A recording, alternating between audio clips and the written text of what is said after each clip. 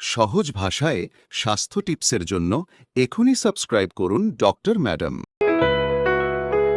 ভাবুন তো, সকালে ঘুম ভেঙে ডেভিড উঠে বসতেই বুঝল গলাটা ঠিক ভালো লাগছে না।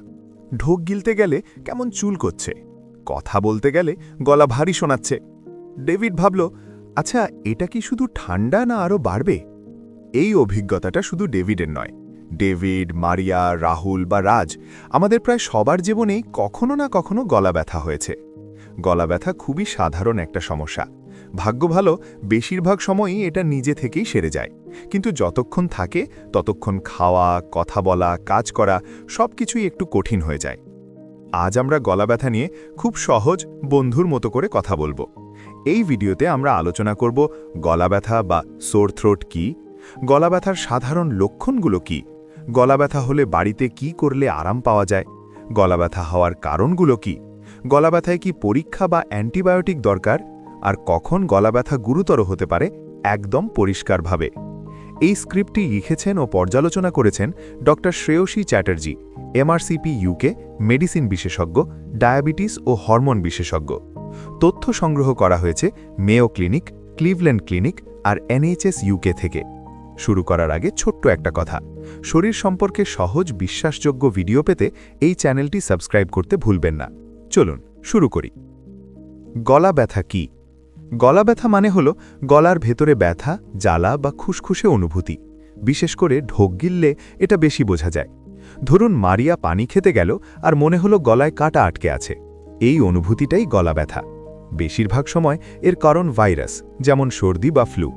সাধারণত 5 থেকে 7 দিনের মধ্যেই এটা ভালো হয়ে যায়। প্রথম 2-3 দিন ব্যথা একটু বাড়তে পারে, তারপর শরীর ধীরে ধীরে নিজেই ঠিক করে নেয়। গলা ব্যথার সাধারণ লক্ষণগুলো। গলা ব্যথার সঙ্গে আরও কিছু সমস্যা দেখা দিতে পারে।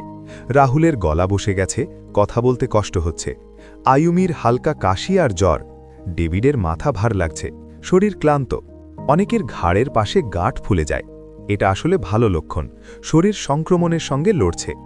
ঢোক গিলতে কষ্ট হওয়ায় অনেকেই কম খাওয়া শুরু করেন, কিন্তু এখানেই একটু সাবধান হওয়া দরকার।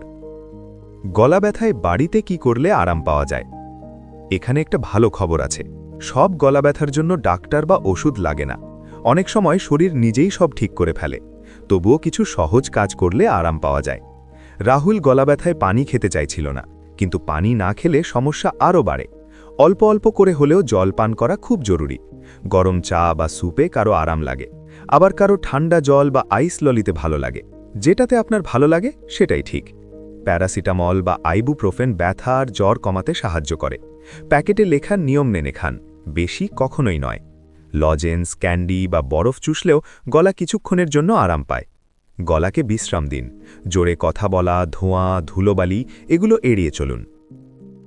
গলা ব্যথা হওয়ার কারণগুলো। সবচেয়ে সাধারণ কারণ হলো সর্দি, কাশি বা ফ্লু। এগুলো ভাইরাসের জন্য হয়, তবে অন্য কারণও থাকতে পারে। মারিয়ার টনসিল ইনফেকশন হয়েছে, ডেভিডের ধুলোর অ্যালার্জি, রাহুলের অ্যাসিডিটি। পেটের অ্যাসিড গলায় উঠে আসছে। অনেক সময় বেশি কথা বলা বা গান গাইলেও গলা ব্যথা হয়।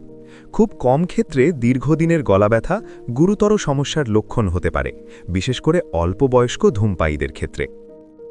গলা ব্যথায় কি পরীক্ষা বা অ্যান্টিবায়োটিক দরকার? বেশিরভাগ গলা ব্যথার জন্য কোনো পরীক্ষা লাগে না।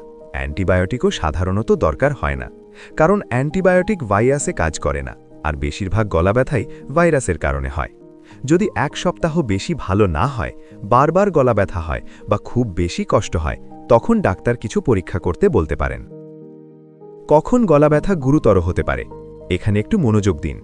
যদি শ্বাস নিতে কষ্ট হয়, যদি লালা গিলতে না পারেন, যদি মুখ খুলতে সমস্যা হয়, যদি একপাশে খুব তীব্র ব্যথা হয় বা জ্বর অনেক দিন না কমে, তাহলে দেরি না করে ডাক্তারের কাছে যান।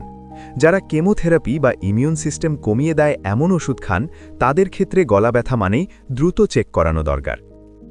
মূল কথা মনে রাখবেন, গলা ব্যথা বিরক্তিকর, এটা সত্যি, কিন্তু বেশিরভাগ সময়ই এটা ভয়ের কিছু নয়। আপনার শরীর জানে কিভাবে নিজেকে ভালো করতে হয়।